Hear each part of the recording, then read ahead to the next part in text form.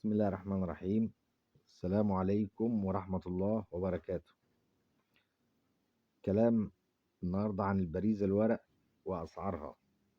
شوفها كده الأول معانا. دي 10 قروش جمهورية مصر العربية اهي يا باشا، زي ما انت شايفها بريزة حالتها زيرو اهي.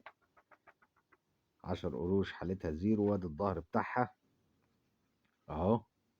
ادي الظهر بتاعها البريزة الورق، الحالة زيرو يعني جديدة اهي، متلمستش. اتكلم بقى عن سعرها عشان الناس اللي مفكرة ان الحاجات دي غالية. الحاجات دي مش غالية ولا حاجة، الغالي ده حاجة تانية هقولك عليه. البريزة اللي قدامك دي سعرها 15 جنيه. 15 جنيه، سعرها 15 جنيه. الجديدة اللي قدامك دي سعرها 15 جنيه، متقطعة بقى عليها شخابيط، الكلام ده كله ملهاش لازمة.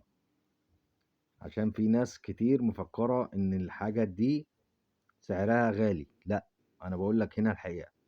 دي سعرها 15 جنيه، بتنباع في أي مكان في سوق العمولات ب15 جنيه.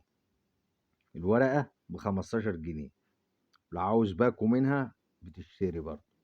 الورقة ب15 جنيه، فدي سعرها 15 جنيه.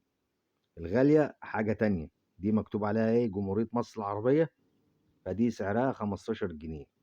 الغالية واللي بتعمل سعر ودي مش موجودة ودي حاجة نادرة وصعب انك تلاقيها، بيبقى مكتوب عليها هنا الدولة المصرية. بدل كلمة جمهورية مصر العربية تلاقي مكتوب ايه؟ الدولة المصرية. الدولة المصرية هنا مثلا العلامة المائية بتاعتها، الورقة اللي قدامك دي العلامة بتاعتها صورة توت عنخ آمون. التانية الغالية العلامة المائية صورة الملك فاروق، صورة الملك فاروق. فالغالية اللي هي بيبقى مكتوب عليها الدولة المصرية. أي حاجة بقى مكتوب عليها جمهورية مصر العربية، الجمهورية العربية المتحدة، أو جمهورية مصر، دي سعرها رخيص 15 جنيه زي ما أنا بقول لك كده.